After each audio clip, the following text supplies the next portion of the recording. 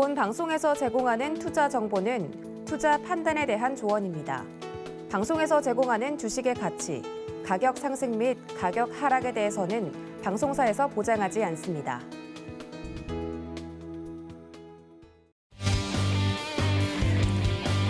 안녕하세요. 주유소 2부로 다시 돌아온 도하나입니다. 여러분들 주유소 2부는요. 펜싱 보시지 마시고 빠르게 좀 넘어오셔야 됩니다. 올림픽도 올림픽인데 포트폴리오 내에 금메달이 나와야 되지 않겠습니까? 여러분들의 포트폴리오 내의 종목들을 제대로 구해주실 저희 위원님들과 함께 2부도 시작을 해볼 텐데요. 노란톡은 24시간 열려있는 점 여러분들 기억하고 계시죠? 문자샵 0082번으로 위원님들 성함을 보내주시면 되고요. 그리고 더불어서 저희 주유소 활짝 열어두고 소통 창구 열어두고 시작을 하니까 유튜브 채널도 좋고요. 그리고 3부에 있을 종목 상담을 위해서 전화 문자로 종목 상담도 받고 있으니까 미리미리 접수해 주시는 점도 기억을 해주시면 좋을 것 같습니다.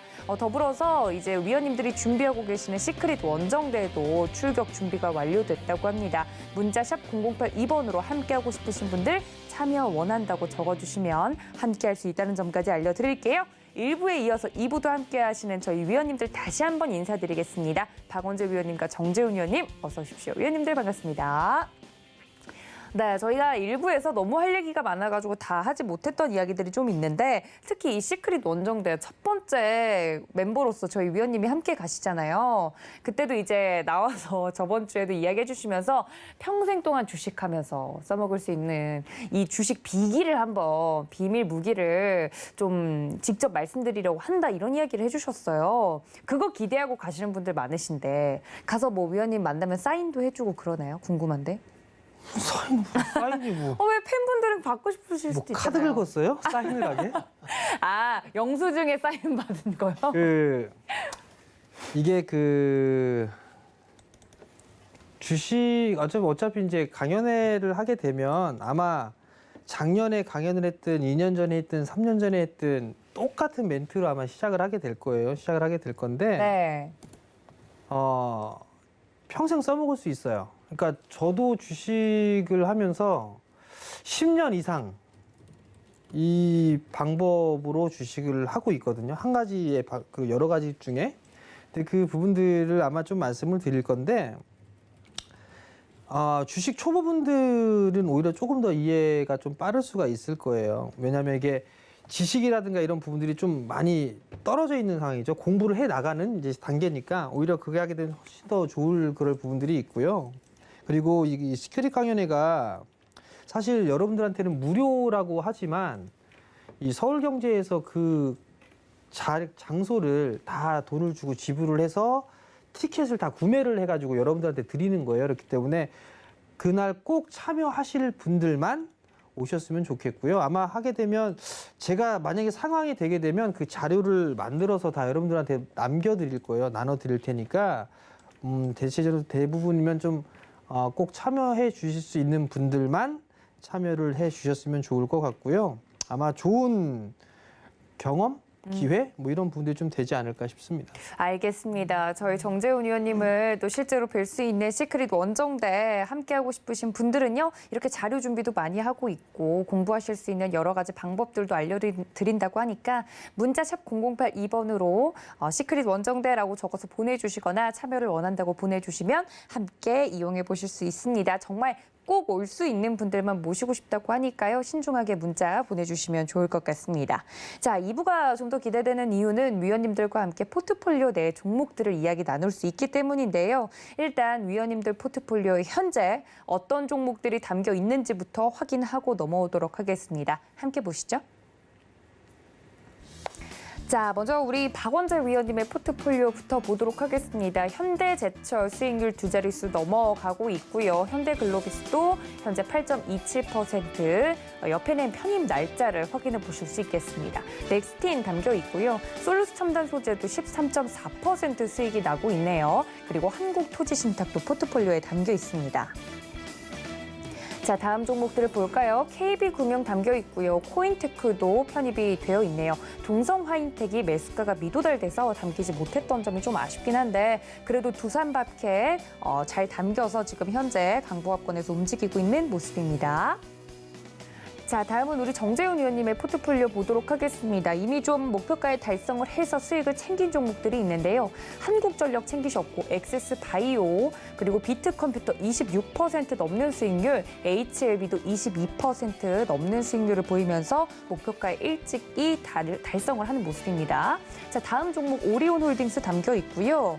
그 다음 종목들을 한번 보면 정말 여러 가지 종목들이 있습니다만 현대 엘리베이 3.77%, 한라홀딩스 7.86%, 그리고 아난티까지 오늘 또 움직임이 보여지면서 수익권에 우선 움직이는 모습입니다. 보령제약 담겨 있고요. 이화공영까지 포트폴리오에 편입이 된 모습입니다.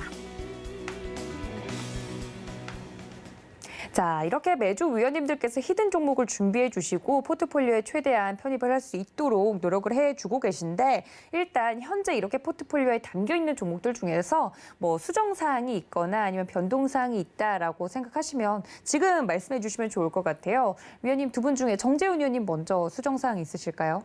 예, 종목을 부득이하게 포트를 좀 조절을 해야 되지 않을까 싶어요. 이게 지난주부터 운영 방침이 좀 변경이 됐어요. 왜 이렇게 바뀌었는지 모르겠는데 콩떡 PD한테 물어보고 싶어요, 사실. 네.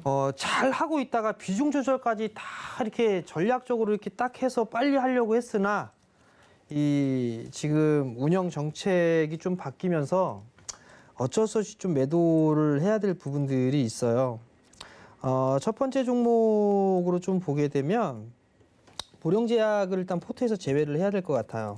네. 지금 제일 조금 탄력이 좀 떨어지는 뭐 그런 부분들인데 수급적으로도 조금 위축되어 있는 그런 모습들을 좀 보여주고 있거든요. 뭐 유무상증자까지로 진행을 했고 권리락이 좀 발생을 했던 그런 상황이었었고 유상증자까지 좀 진행이 됐는데 뭐 나빠서 부분들을 교체를 하는 게 아니라 탄력이 좀 떨어지는 그런 모습들을 좀 보여주고 있고 그리고 이 취지에 맞게 좀 바꾸어야 되겠다라는 그런 생각 때문에 이 보령제약을 일단 포트에서 좀 제외를 하도록 하겠고요. 네.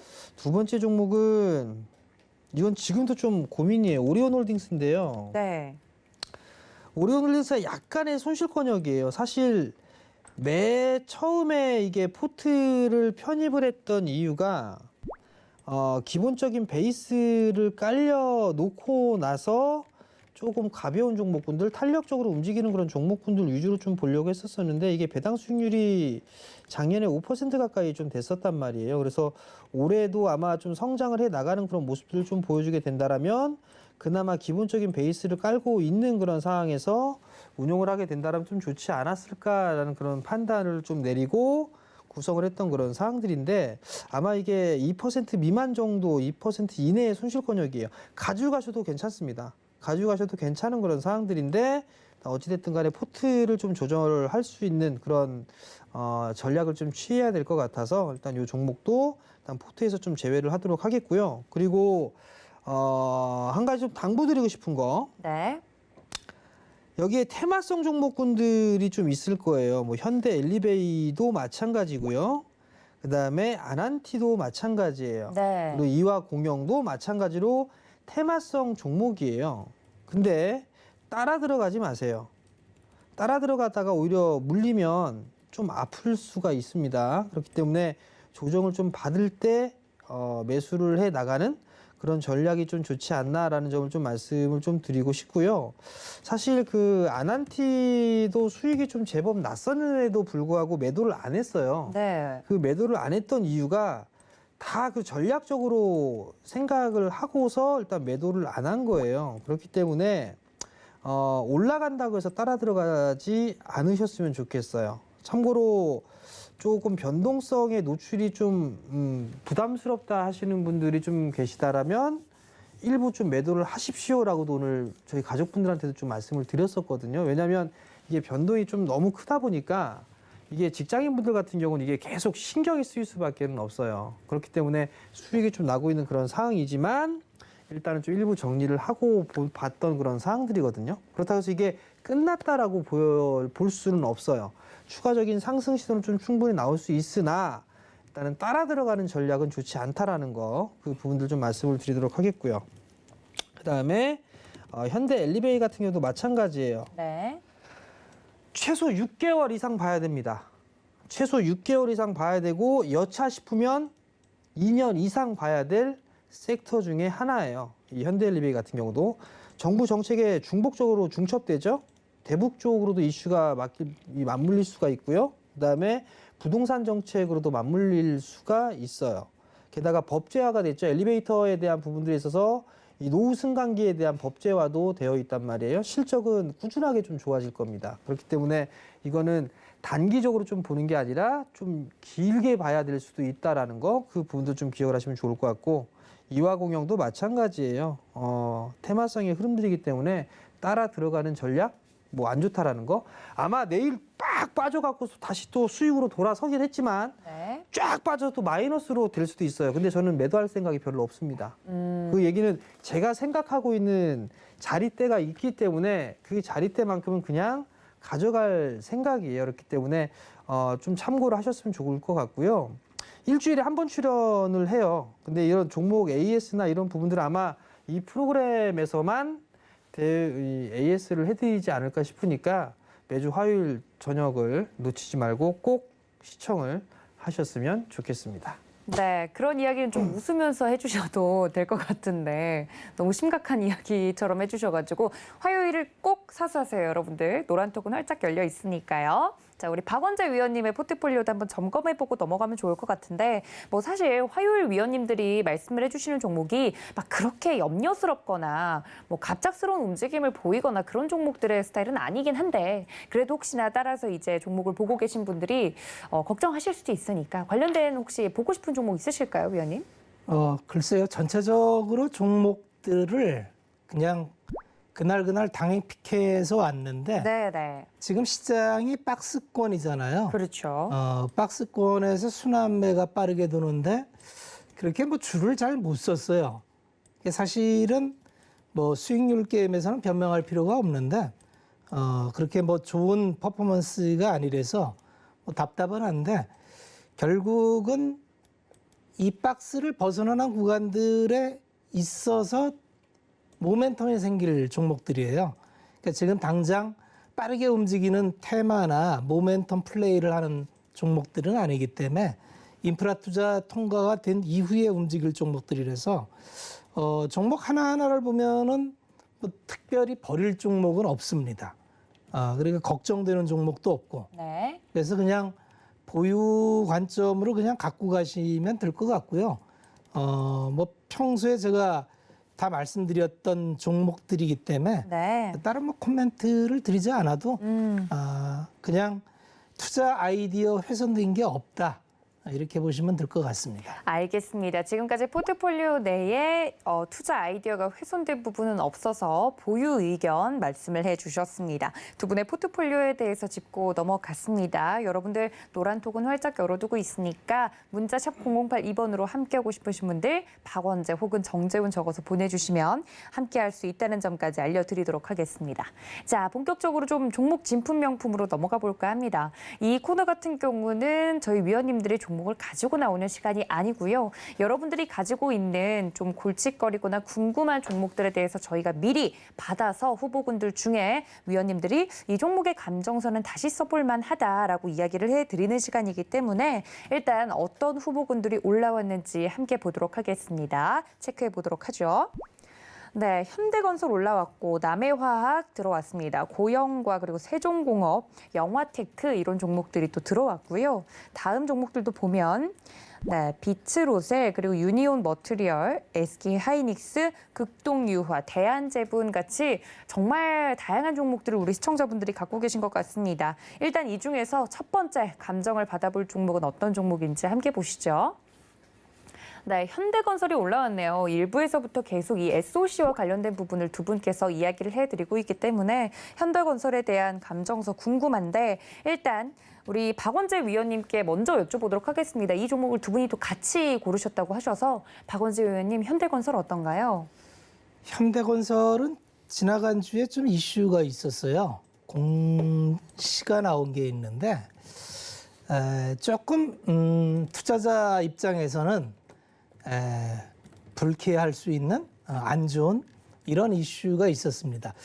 2, 4분기 실적 발표를 했는데 이제 쇼크가 나왔는데 그거는 뭐 본드콜이라는 아주 생소한 용어의 동남아 지역의 공사 현장에서 이제 잠재 손실에 대한 대손 청구를 하는데 이거는 다시 환입 가능할 수 있어서 일시적인 쇼크가 맞고요. 근데 그거보다도 이제 무선주라는 거에 대한 유상증자가 있었어요. 네, 유상증자 결정을 했는데 이 우선주라는 게 이제 좀 복잡합니다. 대한민국에서는 우선주의 발행사를 보면은 좀 복잡한 내용이 있어요. 왜냐하면 자본 조달을 하는 데 있어서 본주로 하게 되면은 이제 의결권을 갖고 주총에서 이제 표대결도 하고 뭐 이런 건데 우리나라는 이제 순환 출자 구조로 돼 있어서 대기업이 사실은 경영권 불안을 느끼는 데는 그렇게 많지가 않죠. 그러니까 따로 뭐 우선주를 발행할 니드가 그렇게 많지 않았는데 이제 80년대 말 90년 초에 이제 우선주 발행을 권고함으로 해서 우선주를 발행을 합니다. 그런데 가끔 보면은 우선주가 터무니없이 구주하고 가격 괴리를 보이는 종목이 있는데 현대건설도 그래요. 현대건설의 발행 주식수를 보면 구주, 본주는 1억 1천만 주가 발행이 돼 있는데 우선주는 9만 8천 주가 발행이 돼 있어요. 그러니까 9만 8천 주 이러면은 이거 뭐 사실 의미가 없잖아요. 현대건설 사이즈의 규모에서 무슨 9만 8천 주의 우선주를 발행해서 무슨 자본 조달이 됐겠습니까? 그러니까 사실 자본 조달의 실익도 없고 그런데 본주가 지금 가격이 5만 4천 원이에요. 그런데 우선주의 가격을 보면은 현대건설 우선주가 가격이 20만 원이에요. 그러면 이제 언뜻 투자자라면은 우선주가 왜 비싸지라는 의문을 가져야 됩니다. 왜냐하면 논리적으로 우선주가 본주보다 비싸다는 건 말이 안 되죠. 왜냐하면 의결권 없는 주식이 의결권 있는 주식보다 비싸다는 건 논리적으로 안 맞는 거거든요. 그런데 이렇게 발행 주식 수가 없는 우선주가 몇 개가 있어요. 그러다 보니까 이게 막 그 수급에 의해서 급등락을 합니다. 그러니까 금감원에서 이걸 개정하고자 3, 4분기에 이러이러한 요건에 안 맞는 우선주는 이제 상장 폐지시킨다. 이런 게 나와서 이제 그게 유통 주식수와 시가총액 기준을 맞춰야 되는데 지금 10만 주 기준에 20만 원이면은 이게 200억입니다. 그러니까 이러면은 이제 상장 폐지 대상이 돼요. 그러니까 총 200억짜리 현대건설 우선주를 상장 폐지시키기 싫어서 주주들한테 이게 돈이 필요해서 하는 게 아닙니다. 주주들한테 돈을 달라는 거예요. 이런 유상증자는 좀 사실 주주 입장에선 기분이 안 좋아요. 그래서 신주 200만 주를 발행하는데 뭐 사영처는 뭐 운영 자금 900억 쓰고 기타 자금을 뭐 1,400억 해서 이렇게 용처를 써놨지만 현대건설이 현금이 없는 회사가 아닙니다. 현금이 수조 원 있어요. 이게 왜 유상증자를 하나요? 사실은 이거 주주를 배려를 안 하는 측면이거든요. 물론 희석되는 거는 그렇게 많지가 않아요. 1주당 신주가 이제 우선주를 발행합니다. 우선주를 0.014니까 100주 갖고 있으면 이제 우선주 1.5주 유상 증자 좀 해줘. 근데 발행 가격이 이 안에 쭉 나오는데 얼마입니까? 뭐 11만 원 뭐 이렇게 나와 있는데 예. 이게 말이 안 되는 게 아니 본주가 5만 4천 얼마에 되는데 우선주를 11만 원에 받으라고요? 이게 사실은 굉장히 불쾌한 요구를 하는 겁니다. 이런 것 때문에 이제 대한민국이 이 주주에 대한 배려가 너무 없는 거 아니냐. 사실 이런 유상증자는 주주 입장에서는 아주 좋지 않은 유상증자거든요. 그래서 이게 이제 사실은 뭐 업황도 좀 줄어들었지만 다른 건설주에 비해서 현대건설은 건설주에 이제 건설이 이제 해외 부분이 있고 국내 부분이 있는데 국내 부분이 베이스로 깔고 해외 부분도 이제 올라가죠. 국내 부분에서 분양 물량 가장 이제 앞서 나가는 회사니까 뭐 건설주 가장 대표로 현대건설 탑픽인데 최근에 빠진 게 그런 요인 때문에 빠진 겁니다. 그러면 이제 앞으로 이것 때문에 그럼 현대건설은 가치가 훼손됐습니까? 라고 묻는다면 100분의 1% 정도 희석은 돼요. 그러니까 그만큼인데 그러면은 뭐 이미 가격이 그만큼은 반영이 돼 있고요. 그 좋은 공시는 아니었고 그것 때문에 최근에 더 빠졌다 정도로만 보시면 될 것 같고 그런 기업 가치와 무슨 관계가 있습니까? 관계 없습니다. 그래서 무슨 투자 아이디어의 훼손 이런 거 없다 이렇게 보시면 될 것 같고요. 건설 업황은 말씀드린 대로 뭐 짧게 볼 업황은 아니죠. 작년 11월 달에 건교부 장관 교체될 때부터 이제 얘기를 드렸던 부분이고 건자재 부분과 섞어서 결국 미분양 생길 때까지 한 사이클입니다. 그러면 이게 뭐 내년도에도 끝난다고 보기는 좀 빠른 것 같아요. 그렇게 본다면 현대건설은 그냥 가져갈 만한 종목이다. 이렇게 보시면 될 것 같고 뭐 목표가는 요새 써오면 자꾸 내 걸 까먹어서 목표가는 7만 원을 제가 갖고 왔는데 7만 원 네. 갖고 온 이유가 대체로 한번 보시면은 직전에 파동이 한 8만 원까지 올라갔어요. 그래서 그 직전에 7만 원인데 이번 파동은 아마 직전 파동 고점은 넘을 확률이 많습니다. 그러니까 중기적으로 한 7만 원 보고 들어가는 데는 크게 문제가 없겠다. 이렇게 진단을 해드리겠습니다. 알겠습니다. 우리 박원재 위원님 현대건설에 대한 자세한 설명 들어봤습니다. 옆에서 굉장히 현대건설에 대해서 많은 또 도움을 주고 계셨는데 정재훈 위원님이 관련돼서 추가적으로 하실 말씀 있으실까요? 현대건설. 물어봐 주시네요. 네, 그럼요. 물어봐야죠. 예. 전 다른 건 없고요. 제 뇌피셜입니다. 요즘 뇌피셜 얘기 많이 하죠. 그러니까요. 근데 그게 잘 맞잖아요, 요즘. 과연 왜 하필 우선줄까? 전 그 생각을 해봤어요. 왜 우선 줄까? 왜 이것들이 왜 우선주를 했지? 주주 배정으로? 근데 주식수가 그렇게 많지가 않단 말이에요. 그럼 과연 개인 투자자들이 현대건설 우선주를 얼마나 쥐고 있을까? 그런 생각이 좀 들어요. 그러면 이거 유상증자에서 해먹으려고 하는 게 아닌가? 그러니까 저희끼리 얘기하는 해먹으려고 하는 게 아닌가? 시세 차익을 노리려고 하는 부분들이 아닌가? 왜냐하면 이게 현대건설이라는 기업을 놓고 이슈적인 측면을 보면 뭐 현대 엔지니어링 상장에 대한 부분들도 있고 정부 정책에 대한 수혜도 있고 실적은 좋아질 거란 말이에요.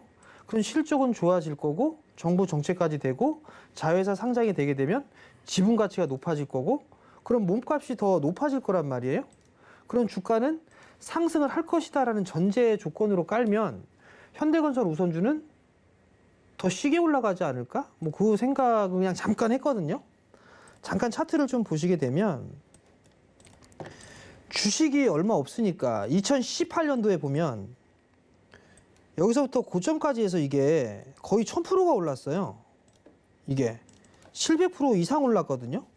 그리고 2년도에 2020년도에 저점에서부터 고점을 또 해보니까 이것도 한 700% 가까이 올랐어요. 그러면 이게 보니까 한 2년 베이스로 이렇게 해먹었단 말이에요. 해먹었다기보다는 시세의 흐름들이 나왔다는 얘기죠. 네. 예쁜 말. 네. 네. 해먹었다라는 게 왜 나쁜 말인가요? 그러니까 순화어를 쓰자 이거죠. 아, 예. 그렇죠.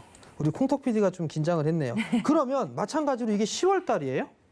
10월 달에 유상증자를 하고 뭐하고 해서 이제 다 주주하고 해서 그런 뭐 이제 다 주식 받을 거 받고 이렇게 하고 난 다음에 연말을 좀 넘기고 그리고 나서 이제 대선 정책이나 막 하면서 공약사항 막 나오고 뭐하고 하면서 실적은 좀 좋아지고 이슈가 되고 하다 보면 한번 또 시세 흐름들이 좀 나올 수 있지 않을까? 그러면 저기 작년에 6월 달 자리 때는 한 번쯤 움직일 수 있는 뭐 그런 흐름들이 나올 수 있지 않을까? 저는 그냥 그런 생각이 드는 거죠. 그럼 결론은 얘네들이 이거 해먹으려고 하는구나. 저는 그냥 그 생각이 들어요. 이 해먹는다는 얘기가 뭔가 뭐 작전을 한다 이런 게 아니라 시세 이슈적인 그런 부분들을 활용을 해서 좀 한번 부양을 한번 하려고 하는 게 아닌가? 저는 계속 그런 생각이 들거든요. 그러니까 만약에 우선 저는 제 계획은요. 이 100주는 너무 많은데 100주 사면 1.9주인데 조금 한 몇 주 사놓고 싶어요. 그래서 한번 어떤 흐름들이 나오나 전 지켜보고 싶습니다. 이상입니다. 알겠습니다. 현대건설에 대해서 두 분의 의견까지 들어봤습니다. 정리하고 넘어가도록 하죠. 함께 보시죠. 네, 현대건설 우리 박원재 위원님의 감정가부터 보도록 하겠습니다. 7만 원 라인을 이야기를 해드렸고요. 코멘트 한번 들어보면요. 네, 확실한 성장이라고 한 줄 정리를 또 해드렸습니다. 자, 다음은 정재훈 의원님의 감정서를 보도록 하겠습니다. 네, 감정가 62,000원 라인을 이야기를 해드렸고요. 코멘트도 들어보면 결국엔 정부 정책 수혜주다라고 한 줄 정리를 해드렸습니다. 자, 다음 감정을 받아볼 종목은 어떤 종목일지 또 함께 만나보도록 하겠습니다. 네, 뒤에 보면 세종공업이라고 나오네요. 이 종목도 누가 봐주실까요? 세종공업은 제가 갖고 왔는데 네. 세종공업이 자동차 부품주죠. 자동차 부품주는 이제 두 가지 이슈가 있습니다. 내연기관은 줄어들고 차세대 성장인 수소와 전기차는 늘어나죠. 세종공업은 빼도 박도 못하는 내연기관 마후라를 주업으로 하고 있어요. 그러니까 본업은 매출이 점점 줄 수밖에 없는 이런 구조를 갖고 있는데 다행스럽게도 새로운 분야에 적응을 굉장히 잘 했어요. 이게 이제 시장에서 어떻게 매칭이 되느냐 이 싸움이 될 겁니다. 그러면 앞으로 실적이 어떻습니까? 자동차 부품들은 사실 실적으로 얘기하기가 좀 어려워서 왜냐하면 실적이 나무랄 데 없는데도 이제 잘 안 나오는 경우도 많은데 말씀드린 대로 이제 자동차 부품단들도 CR이나 이런 걸 많이 나가다 보니까 뭐 영업이익이나 이게 이제 많이 나오지는 않았어요. 근데 중요한 거는 이제 앞으로 이제 대응을 어떻게 할 거냐 이게 중요하죠. 그래서 과거에 잘 나왔을 때는 뭐 영업이익 뭐 500억도 나오고 이래가지고 이제 잘 나갈 때도 있었는데 지금은 뭐 그럴 수 있는 상황은 아니죠. 그러면 차세대로 얼마나 적응을 할 거냐 이게 관건인데 세종공업이 주로 이제 많이 적응이 됐던 게 밸브류 같은 게 굉장히 세종공업 홈페이지에 들어가 보면요 수소차에 대응되는 것과 전기차에 대응되는 거를 쭉 부품단 나오는 그림이 있어요. 요거를 한번 보여드릴까요? 홈페이지를. 네. 세종공업 홈페이지를 들어가면은 우리가 기업 볼 때 잘 모르겠다 그러면 홈페이지를 보십시오. 홈페이지 네. 가면은 아주 잘 나와 있어요. 홈페이지를 투자하면서 이런 거를 한번 훈련을 해보세요.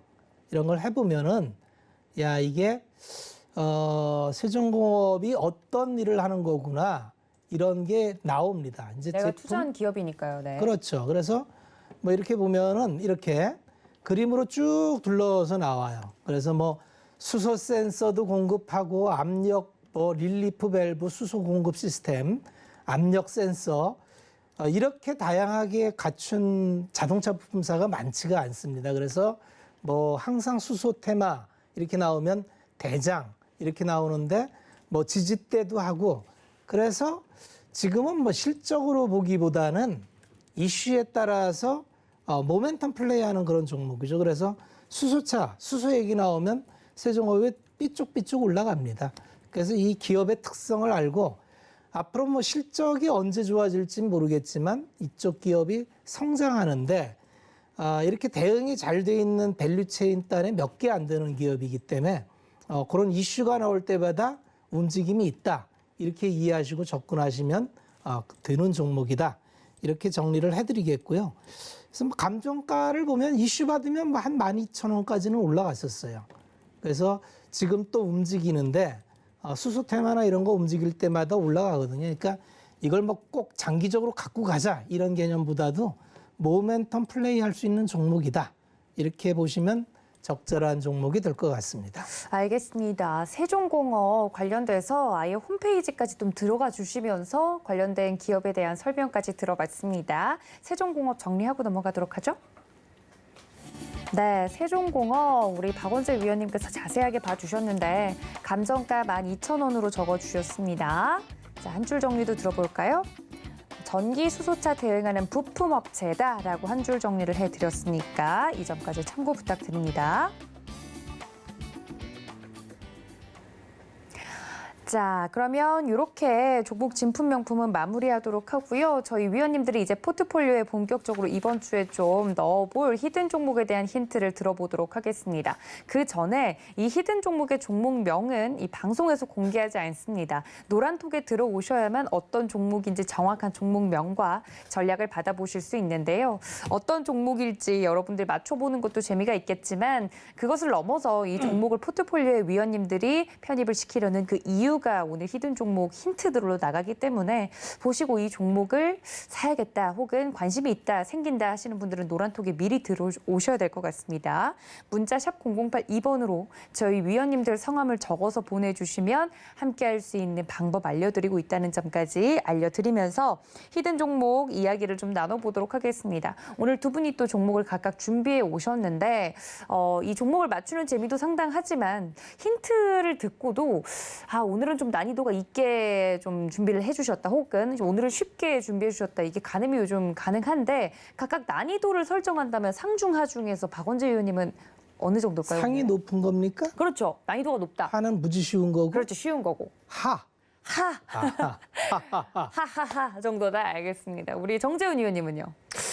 글쎄요, 이게 참 이거 보면 참 금방 알아챌 것 같기도 하면서도 아닌 것 같기도 하고. 뭐 그냥 저는 상이죠, 상. 제가 원래 상한가 좋아해요. 상입니다, 상. 예, 알겠습니다. 우리는 상중 어려운 종목을 안 갖고 와서 그러니까요. 두 분 들으면 다 알아요. 최대한 쉽게 내주려고 노력해 주시는 것 저도 같은데. 뭐 좀만 검색하면 나와요. 좀만 좀 빨리 네. 손을 움직이면 알 수 네, 있으니까요. 나오죠. 알겠습니다. 관련돼서 맞춰보도록 하죠. 난이도까지 설정을 해주셨으니. 먼저 박원재 위원님 첫 번째 투자 포인트가 뭘까요? 전방 시장이 업턴 하고 있어요. 네. 전방 시장이 업턴 한다는 거는 이 기업이 뭔지 모르지만은 밸류체인이 하단에 있다 이런 얘기겠죠. 네. 납품하는 업체겠구나. 이렇게 이해하시면 될 것 같습니다. 전방 시장이 돌아섰어요. 네. 그게 첫 번째 포인트. 네, 그게 첫 번째 네, 깔끔하네요. 전방 시장이 업턴하고 있다. 좋아지고 있다. 뭐 이런 이야기신 것 같아요. 자, 여기까지만 듣고 맞추시는 분들은 없으시겠죠. 세 가지를 좀 조합해야 될 것 같습니다. 자, 우리 정재훈 위원님 첫 번째 포인트 뭘까요? 예. 전기차 시장 확대 수혜주예요. 근데 여기서 조금 더 드릴게요. 네. 너무하다 싶으시죠? 테슬라가 실적 발표를 했어요. 네. 어닝 서프라이즈가 좀 나왔죠. 어닝 서프라이즈가 좀 나왔는데 과거에 우려가 됐던 부분들이 탄소 배출권에 대한 이익 규모가 좀 크다. 뭐 이런 얘기가 좀 있었는데 네. 올해 2분기 실적은 대폭 줄었어요. 그 대신에 자동차 판매가 많이 늘었어요. 이 회사는 테슬라에 납품을 하는 기업이에요. 확 종목이 줄어들었죠? 몇 개 안 되죠? 네.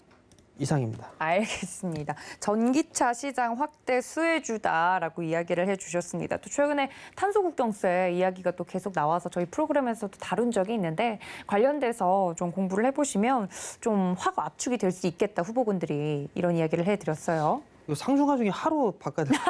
난이도 조정이 나왔습니다. 갑자기 상에서 하로 훅 난이도가 왜 얘기했지, 떨어졌습니다. 네.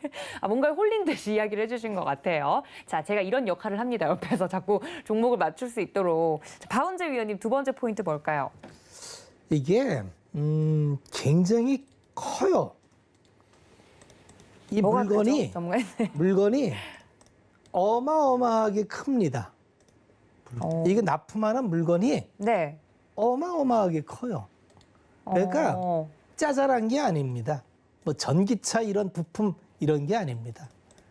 가보면 우와 입이 떡 벌어질 만큼 이 규모에 압도당합니다.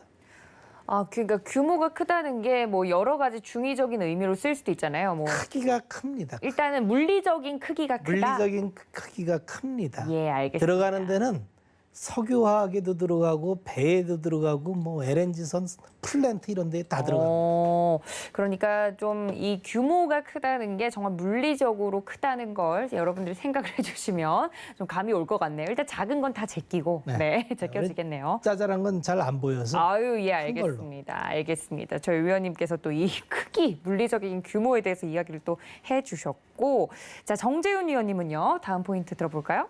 예, 이게 이제 상장을 한 지가 이제 좀 아직 1년이 안 됐어요. 근데 이제 항상 식주 상장주 같은 경우는 보호예수 물량이 언제 얼마만큼 나오는지를 좀 봐야 돼요. 근데 이제 그 보호예수 물량에 나오는 그 부분들이 어느 정도 이 마무리가 좀 됐어요.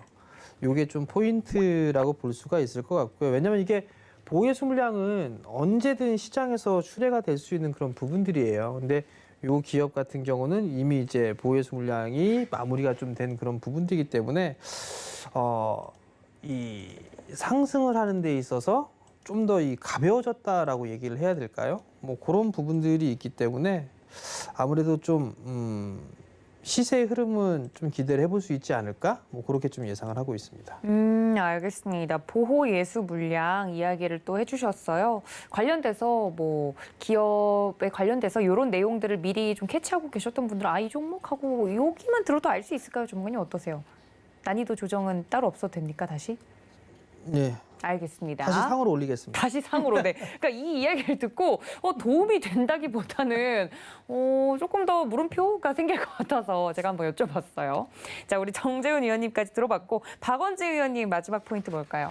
그러니까 이제 마지막 때문에 한데 네. 피팅 업체입니다. 어. 피팅 업체라 하면은 관이음새 뭐 이렇게 얘기를 해요. 국내에 뭐 피팅 업체가 예전에는 한 4개 업체 있었는데 장기 조선 불황에 의해서 다 그냥 법정 관리 넘어가고 남아있는 업체가 2개 회사밖에는 없어요. 그 중에서 턴어라운드가 조금 늦은 회사입니다. 실적 따라가는 게 늦은 회사예요. 그러면 이제 답이 다 나왔어요. 피팅 회사 2개 남았는데 그래서 지금 재무 순위가 늦는 회사니까 그럼 답이 다 나온 겁니다. 네. 알겠습니다. 마지막 투자 포인트 피팅 업체라고 한 줄 정리를 해드렸어요. 답은 다 드렸다 말씀을 해주셨습니다. 네, 그럼 이제 답이 딱 나옵니다. 알겠습니다. 지금 많은 분들이 찾아내려고 열심히 노력을 하고 계신 것 같은데, 자, 우리 정재훈 의원님의 마지막 포인트도 들어보도록 하죠. 난이도가 이랬다 저랬다 느끼는 분들에 따라서 다를 것 같아요. 이제 듣는 분들에 따라서는 마지막 그렇죠. 포인트, 네, 어떨까요? 제가 이게 주식을 하면서 이 단어는 거의 자주 보지 못했던 단어예요. 이 보유를 하고 있는 이 지분, 그러니까 주식 수량, 이 부분들을 어떤 이 문용사가 됐든 뭐 법인이 됐든 혹은 개인 대주주가 됐든 간에 서로 간에 공동 보유를 하기로 합의를 체결을 했어요. 그렇다는 얘기는 주식에 있어서 서로 이제 공동 보유를 하자라는 의견 체결을 했다라는 얘기는 그냥 마음대로 매도를 할 수가 없다라는 얘기예요. 그러면 그 부분들을 파기를 하게 할 때까지는 계속 보유를 할 수밖에 없는 그런 상황들이거든요. 그러면 바꿔서 생각을 해보자고요. 이것들이 왜 공동 보유를 했을까? 그럼 뇌피셜을 돌리면 네. 더 올릴 수 있을란가? 뭔가 모멘텀이 있나? 뭔가 재료가 있나? 호재가 있나? 그 재료나 호재라는 부분들에 있어서 가장 좋은 건 숫자가 더 늘어나는 그런 부분들이 아닐까? 이걸 좀 생각해 볼 수가 있을 것 같아요. 그러면 만약에 실적이나 이런 부분들이 좋아진다라고 한다라면 당연히 주가에 대한 부분들은 올라갈 수 있지 않을까라고 좀 생각을 하고 있고요. 이 회사 같은 경우 뭐 테슬라 쪽에 납품을 하고 있는 그런 상황이 되다 보니까 뭔가 프리미엄을 좀 부과받을 수 있다? 뭐 여러 가지 측면으로 놓고 봤을 때는 어떠한 이 숨겨져 있는 뭐 재료라든가 뭔가 모멘텀거리가 좀 있지 않을까. 그래서 공동보유 합의 체결을 하지 않았나 싶어요. 결국은 뭐 주식을 하는 사람의 입장에서는 뭐 긍정적으로 보게 된다라면 뭔가 재료가 있지 않겠느냐 뭐 예상을 해볼 수 있는 거고 그 부분들로 인해서 매수를 해봐도 되지 않을까? 뭐 그런 결론을 내릴 수가 있을 것 같습니다. 네, 정재훈 의원님이 뭐 뇌피셜이다, 나의 개인적인 의견과 해석이 들어간 것이다라고 이야기를 또 강조를 해서 해주셨는데, 근데 그 뇌피셜이 최근에 잘 맞았어요. 그쵸, 더욱이 종목에 대해서. 제가 왜 먼 산을 보세요, 정말. 네. 그 유튜브에 매주 목요일 날 저녁 때 하는 그 유튜브 방송이 있어요. 그렇죠. 있죠. 매니아층이 많은 것으로 알고 네. 있습니다. 예. 뭐 이렇게 네, 유튜브 채널 통해서 하는. 잘 이렇게 맞춘다 뭐 이런 거. 네, 아유, 예. 잘 찍는다? 뭐 그런 말씀을 하셨죠. 네. 끝인가요, 전문가님? 네. 아, 예, 알겠습니다. 아, 나 요즘 감 좋다라는 이야기를 굉장히 늘려서 이야기를 해주셨습니다. 저희 위원님들 노란톡 활짝 열어두고 있으니까 이게 또 그 대세 상승장이 따로 있는 것처럼 대세 상승을 또 타는 전문가님들 그 감이 좋은 시기가 있는데 우리 정재훈 위원님이 또 그런 시기가 아닌가라고. 아이고 감이 아니에요. 아, 예.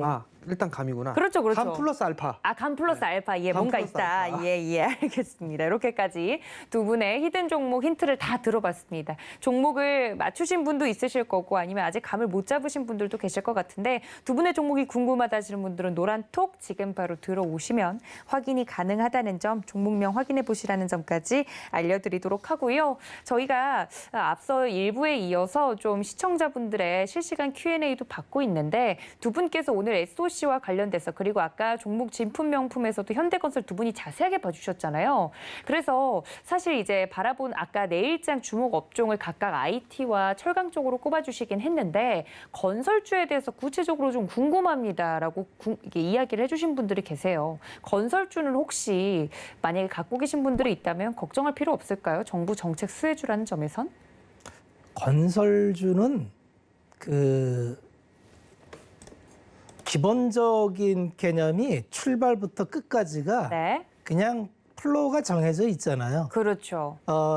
인허가를 받아서 착공을 하고 그 다음에 털을 파면은 기자재, 건자재 들어가는 게 이제 파일럿부터 시작해가지고 이제 그 건자재 골조 올라가고 그 다음에 마감재 들어가고 그리고 분양하고 그리고 땡이죠. 그런 건설업 자체를 보면은 출발할 때는 이제 분양 물량이 쌓여가는 때가 출발할 때고 마지막은 어딜까요? 분양을 했는데 안 팔려 미분양이야. 그러면 그게 마지막이에요. 그러니까 이제 분양 물량이 이제 늘어나는 구간이죠. 네.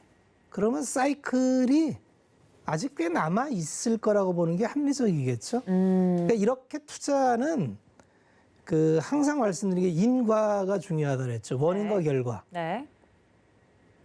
아파트 올리다가 중단하기가 쉬울까요? 어렵죠. 그죠? 네. 그거 예전에는 부도나면 중간에 뼈대만 남기고 예. 멈추기도 했어요. 근데 전국에 지금 미분양이 특히 수도권은 아예 없죠. 네. 미분양이 이제 거의 바닥인데 그런 상황에서는 이 분양 물량이 지금 늘어나는 이 구간은 투자하기에 그렇게 어려운 구간은 아닙니다.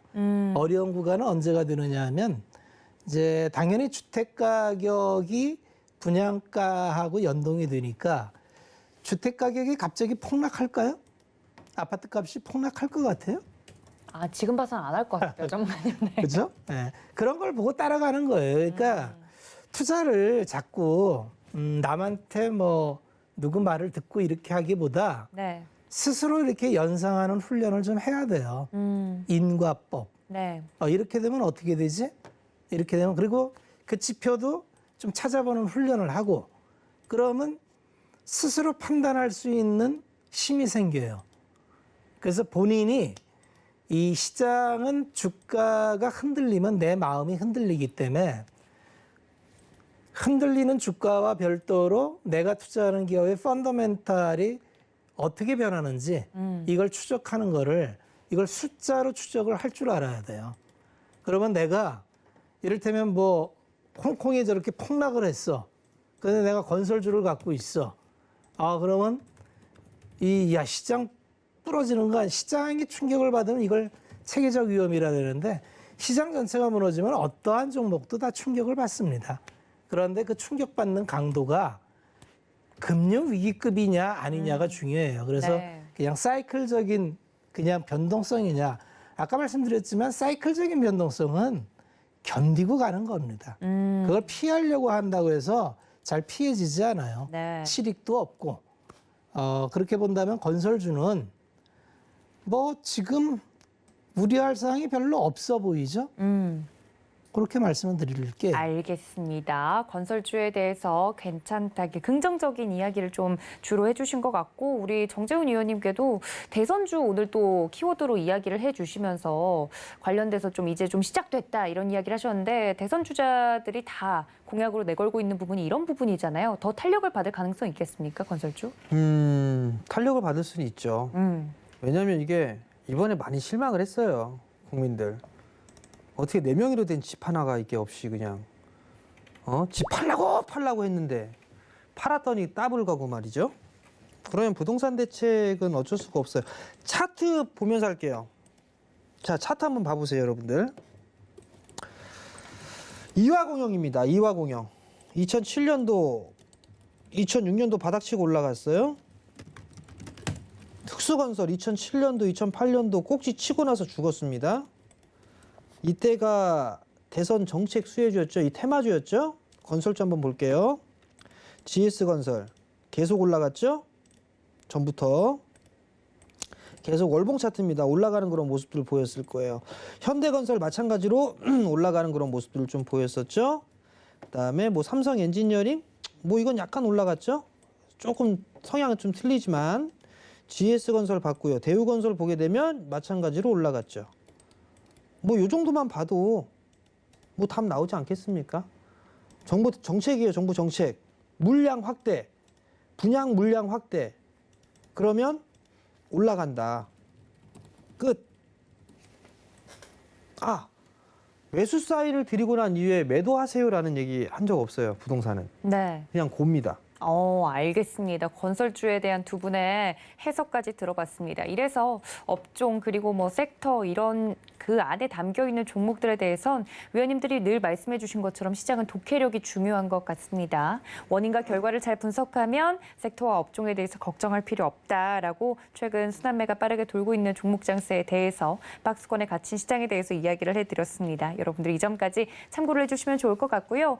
저희 위원님들과 함께할 수 있는 방법 노란톡 열어두고 있습니다. 문자 샵 0082번으로 저희 위원님들 성함 3글자만 적어서 보내주시면 됩니다. 함께할 수 있는 방법 이쪽으로 보내주시면 안내를 해드리고 있으니까 많은 참여 부탁드리고요. 저희 시크릿 원정대도 출격 준비를 하고 있으니까 이 부분도 많은 신청과 사랑 부탁드리고 이어지는 주유소 3부도 종목 상담이 이어질 예정이니까 전화 023153-1611, 1612번, 문자는 샵 0082번으로 종목명과 매수가 비중까지 적어서 보내주시면 접수 도와드리도록 하겠습니다. 저는 두 분의 위원님과 함께 여기서 인사드릴 텐데요. 본 방송에서 지금까지 제공해드렸던 정보는 투자 판단에 대한 조언일 뿐 해당 주식의 가치나 수익률을 보장하고 있지 않다는 점까지 알려드리면서 저는 여기서 인사드리고 주유소 3부로 여러분들 시청해주시면 감사하겠습니다. 시청해주신 여러분들 고맙습니다.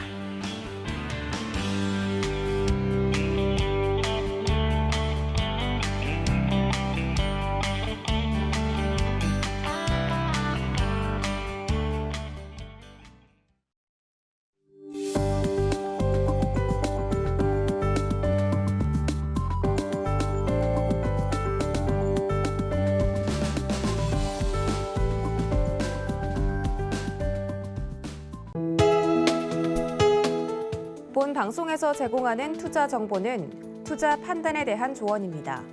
방송에서 제공하는 주식의 가치, 가격 상승 및 가격 하락에 대해서는 방송사에서 보장하지 않습니다.